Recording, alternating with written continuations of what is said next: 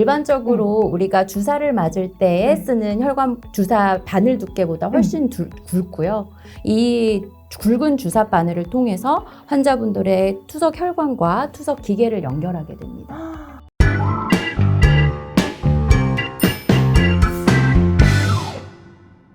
여러분 안녕하세요. 하이덕 아나운서 김지원입니다. 이 신장의 기능이 저하됐을 때 가장 먼저 떠오르는 치료법은 바로 혈액투석입니다.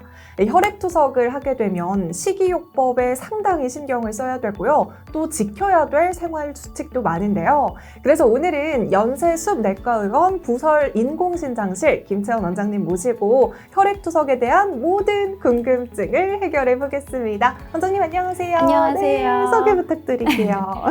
예, 안녕하세요. 저는 혈액투석실을 운영하고 있는 연세숲내과의원 원장 김채원입니다. 와, 반갑습니다. 안녕하세요. 아니, 너무 예뻐요. 자, 일단 오늘의 주제가 혈액투석이잖아요. 예. 드라마 같은 데서 혈액투석 해야 돼, 막 이런 말 되게 많이 들었거든요. 네. 근데 정확하게 혈액투석이란 무엇인가요? 혈액투석이란 일반적으로 자녀신 기능이 정상치의 5% 정도밖에 남지 않고 소변을 통해 신체의 노폐물을 배설하기 어려운 말기 신부전 환자분들에게 시행하는 신대체요법 중에 하나입니다. 신대체요법이란 혈액투석, 복막투석, 신장 이식을 들 수 있는데요. 우리나라 말기 신부전 환자분들 약 13만 명 가운데 80%가 혈액투석을 받고 있습니다. 혈액투석은 내 몸에서 노폐물을 걸러 소변으로 배설해주는 능력을 잃은 상태이기 때문에 혈액투석 기계가 대신 노폐물을 걸러준 뒤 깨끗해진 혈액을 다시 체내로 주입하는 치료 방법입니다. 그러니까 쉽게 말해서 우리 몸의 쓰레기통 역할을 하는 게 신장이고 네. 이 신장이 제대로 작동하지 않을 때 이 쌓인 쓰레기를 깨끗하게 청소해 줄 수 있는 방법이 혈액투석이다. 이렇게 생각하면 될까요? 예, 맞습니다. 근데 저는 개인적으로 아픈 거를 진짜 못 참아요. 혈액투석 혹시 통증이 심한가요? 사실 그 한 세션의 투석이 이루어지는 4시간 동안 일정하게 혈류 속도를 유지하기 위해서는 투석을 할 수 있는 투석로가 확보되어야 하고요. 동정맥루라고 불리는 투석로는 일반적으로 팔의 동맥과 정맥을 직접 연결해서 혈관을 굵게 만드는 수술을 통해 확보할 수 있습니다.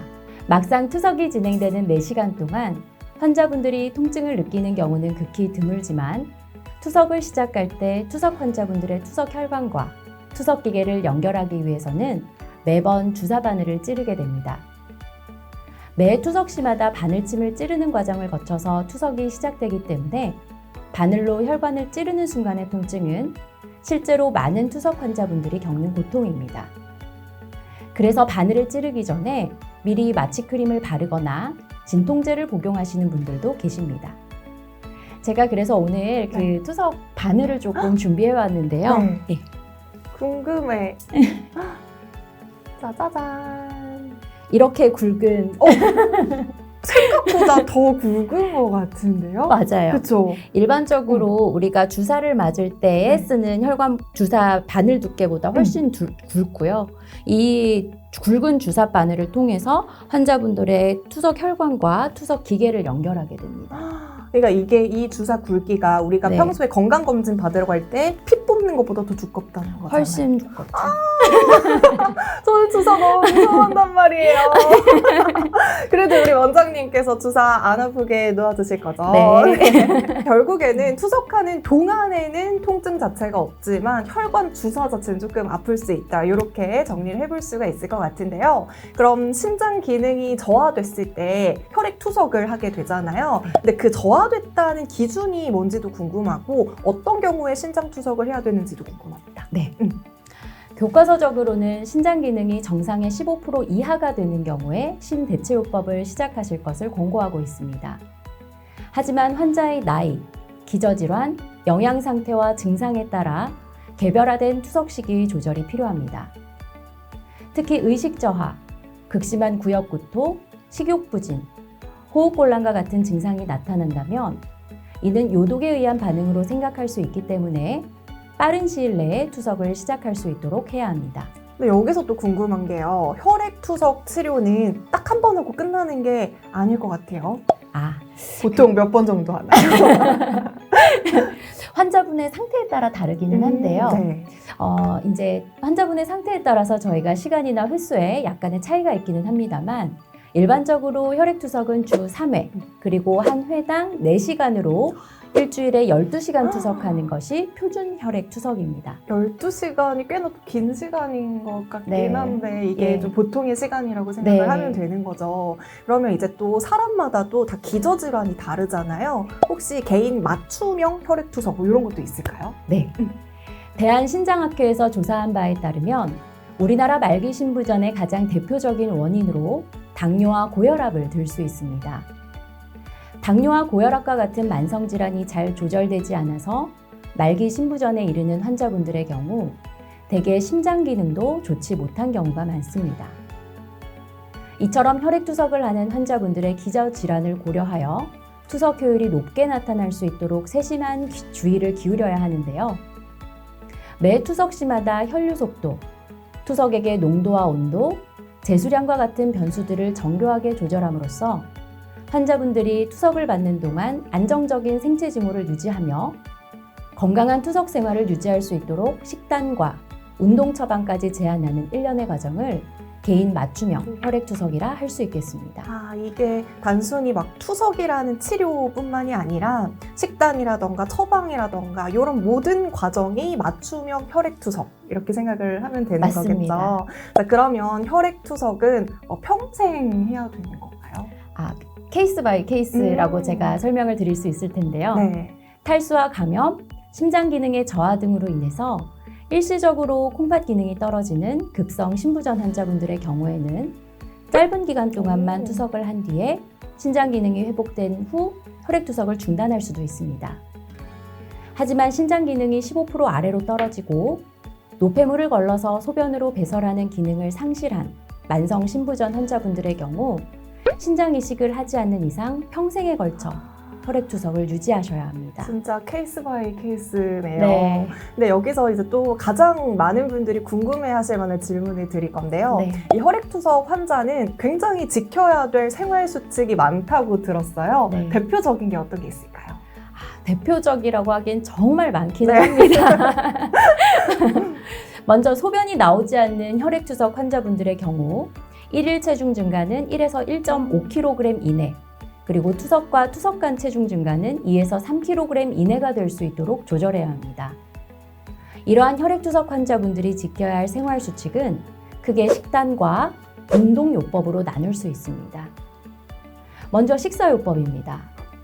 첫 번째, 건강한 투석 생활을 위해서는 영양 섭취를 과다하게 하는 것도 경계해야 하지만 지나치게 음식을 적게 섭취해서 영양 부족 상태에 빠지지 않도록 각별히 주의해야 합니다. 식사량이 적당한지 여부를 평가하기 위해서는 체중 증가 정도와 부종 여부를 통해 간단히 확인할 수 있는데요.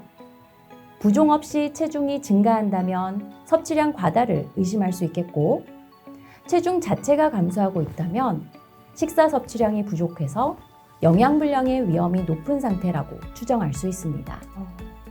이게 그러면 부종과 체중을 둘 다 좀 면밀하게 주의해야 된다 이렇게 네, 생각을 맞습니다. 해야 되겠네요. 네. 두 번째로는 어떤 게 있을까요? 두 번째로는 단백질과 관련된 것인데요. 양질의 단백질을 적절하게 섭취하셔야 합니다. 지방질이 많은 부위보다는 살코기 위주의 고기와 생선, 달걀을 섭취하고 60kg 성인 체중을 기준으로 하루에 36에서 48g의 단백질을 꾸준히 섭취하도록 해야 합니다. 단백질을 지나치게 섭취할 경우 사구체의 과여가를 유발해서 신장에 부담이 되고, 반대로 단백질을 부족하게 섭취할 경우에는 단백 영양결핍 소모증후군에 빠지게 됩니다. 그러면 단백질을 이런 식품 말고 그런 쉐이크 같은 것도 혹시 괜찮을까요? 쉐이크 같은 것도 네. 아까 말씀드렸던 그 함량을 아. 기준으로 복용하시는 걸 조절하시면 됩니다. 네, 알겠습니다. 세 번째로 하루의 음수량을 말씀드립니다. 하루 음수량은 제한하고 저염식을 유지하셔야 되는데요. 염분이 많은 음식은 수분을 끌어당겨 부종을 유발하고 심장에 부담이 될 수 있습니다.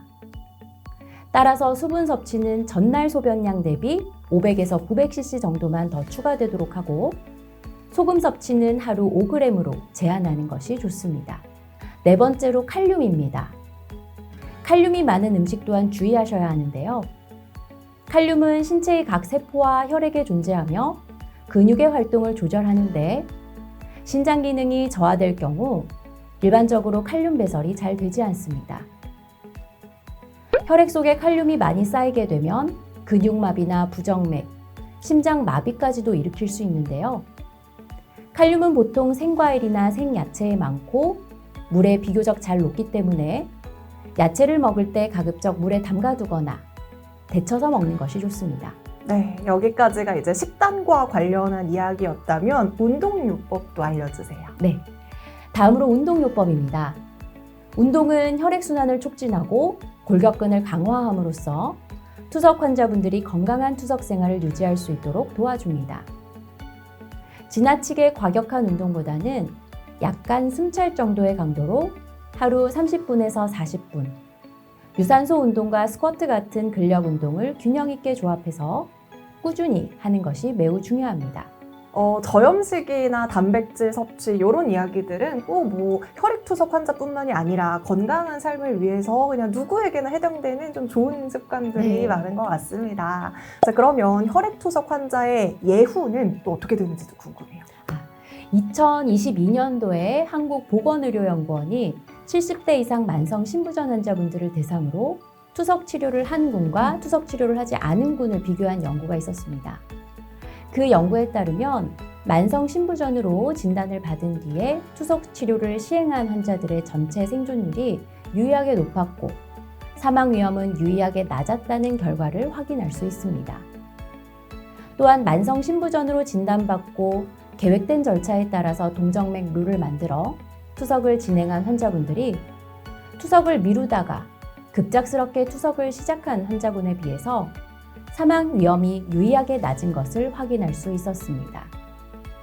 따라서 고령의 만성 신부전 환자분들의 경우 투석 치료를 차일피일 미루는 것보다는 적극적으로 투석 치료를 준비하고 계획된 절차에 따라 안전하게 투석을 시작하는 것이 장기 생존율을 높이는 방법이 되겠습니다. 네, 제가 계속 이제 혈액투석과 관련된 말씀들이 듣다 보니까 갑자기 떠오르는 단어가 있어요. 복막투석이라는 네. 치료법도 되게 많이 들어봤었거든요. 네, 복막투석이랑 혈액투석 어떤 차이가 있을까요? 복막투석이랑 혈액투석의 차이는 네. 자취와 하숙을 떠올리시면 오. 쉽게 이해하실 네. 수 있습니다. 복막투석의 경우 먼저 복부에 복막투석관을 삽입하는 수술을 하시게 되고요. 이후 복막투석관을 통해서 하루에 4번에 걸쳐 복막투석을 위한 복막액을 주입 그리고 배액하는 과정을 거쳐서 체내 노폐물을 제거하게 됩니다.